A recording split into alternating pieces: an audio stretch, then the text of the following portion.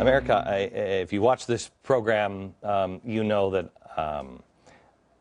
I believe there's trouble on the way, but I also believe in miracles. I believe that the Lord is actively involved in the preservation of man's freedom. He may not preserve it the way we want it preserved. We may go through a whole lot of trouble getting there, but it's not about us. It's about freedom. And the good news is he never loses. He never loses.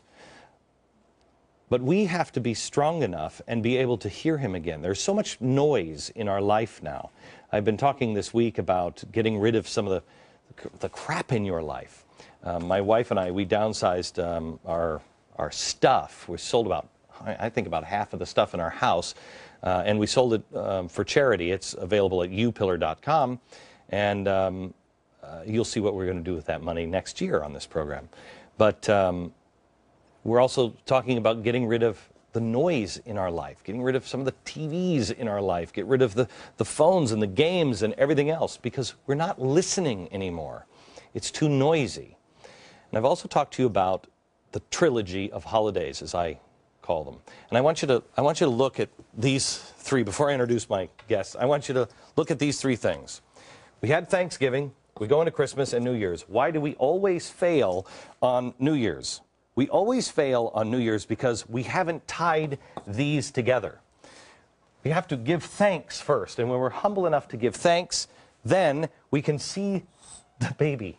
We can see Christ, and he offers us a new start. It's the first part of the word in each of the holidays that we should concentrate on. Give thanks, see him, and start all over again. The first one is thanks. Don't make it a compound word. Separate the word. Giving. Giving. Because that's what Christmas is about as well. In Hebrew, love is actually two words. There's two characters for the word love. And it actually means I give. That's love. This is what we're supposed to learn in these holidays. I give love from the heart. That is what we're supposed to be doing. Unfortunately, sometimes we get lost. I want to introduce you to a couple of people. First, A.R. Bernard. He is the founder, senior pastor, and CEO of the Christian Cultural Center in Brooklyn, New York. A conservative church here in New York? Shut up. And Tom Mullins, he is a senior pastor and founder of the Christ Fellowship Church in Palm Beach Gardens, Florida, and a member of the Black Robe Brigade. And you have been there from the beginning. First, give me an update. How are things in the Black Robe Brigade? It's going great. We've got ministers meeting, Glenn, literally all over the United States in our regional meetings, and they're beginning to mobilize. We've got new websites that David Barton's beginning to create right now, so we can help educate and help motivate and activate our Christian leaders across America. Right. Because it's not about, America, this is not about politics. This is about the preservation of freedom and the principles that we all have to serve. Let me ask you, Pastor, are you a social justice guy? It depends on what you mean by social justice. Jim Wallace social justice. You're laughing, so I don't know what that means. The Jim Wallace social justice of let's grow the size of government. I think if you talk about social justice that is safe, it is the Lord is asking you to use your hands to give, to help. Social justice, the way it is perverted by many, is government. You got to go out and vote for these people so the government can do it and equalize all of our stuff. I don't approach politics or any of these social issues out of my ideology. I approach it out of my Christology, Now, that says that I'm responsible for the conditions of the society in which I live. And as an individual citizen of that society, I have a responsibility to do something. And that begins with making sure that I am empowered within myself so that I can then turn around and empower others. I'm not here to depend on government to feed me, to take care of me. Government's responsibility is to empower me to feed myself, to take care of myself. So if you're talking about social justice in the sense that I, as a citizen, have a responsibility to do my part, Yeah, I'm for that social I'm for justice. that. Are you for that? I mean, I course. think that I mean- explanation I'm for. Exactly. I mean, we are to be the hands and feet of Christ as the Gospels compel us, and that's all a part of our outreach, and we're driven by our compassion. It's not a legislator telling us this is a law or a process or a policy. It really comes out of the abundance of our heart of love for others. It's just what you said in the opening. Are you at all concerned that there is a blurring of politics and God? There's a blurring of this. We're supposed to, I guess, feel charitable on tax day. I don't feel charitable on tax day. I feel charitable when I give or when I do. And there's a real blurring there. Are you concerned? Are you see it in your in other churches? Are you seeing it at all? Why don't you think about it? We'll come back in just a second. We're up against a break. Back in a second.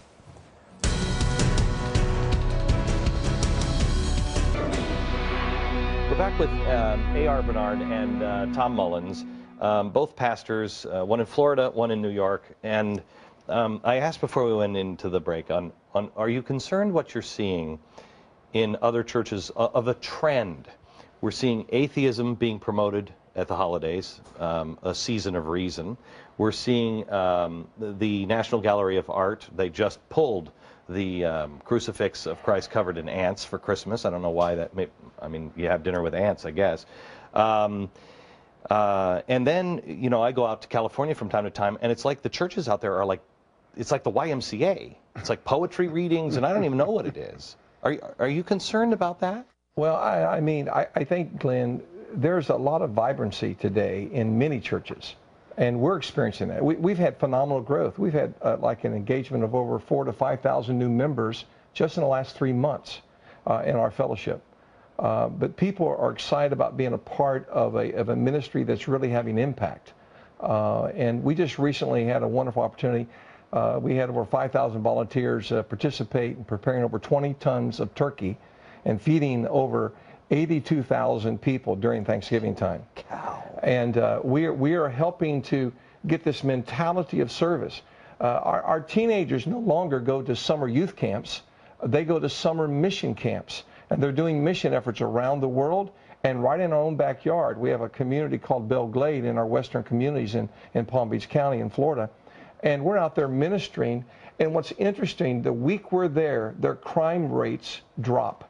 The attitude of this city has changed. And the city leaders are coming to us say, we need you here all the time. We need the impact, the influence of what you're bringing. I'll tell you, there's a community that we're going to for Christmas on December 15th. And like I said on the Restoring Honor event, it's not about politics. It's all about God. I say the same thing to Wilmington, Ohio. People are trying to say, oh, this is about politics. No, it's about God. And it's not about a struggling town. It's about a town that is refusing to die. And I think they're going to teach us an awful lot. Here's a town that has they have 34 churches in town. 7,500 people out of a town of 12,000 lost their job. And they have 35 churches, and they now have put together a 24-hour prayer center for the town, right in the center of town. It's unbelievable what's happening. We can learn a lot on how to survive and how to transform our nation, how to restore our nation from these individuals and these churches and these small towns. Final thoughts in just a sec. Hang on.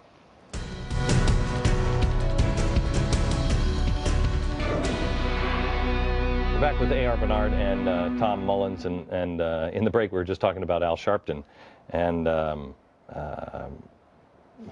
Pastor had said that you were surprised to see him on my show at one point, and I said, you know, there are things that we can disagree on, and disagree on vehemently, and there are things that we need to unite on. There are common values that I think we have lost as a people. Everyone's not an enemy. They do things that we don't necessarily agree with, but they're not, and not everybody is an enemy.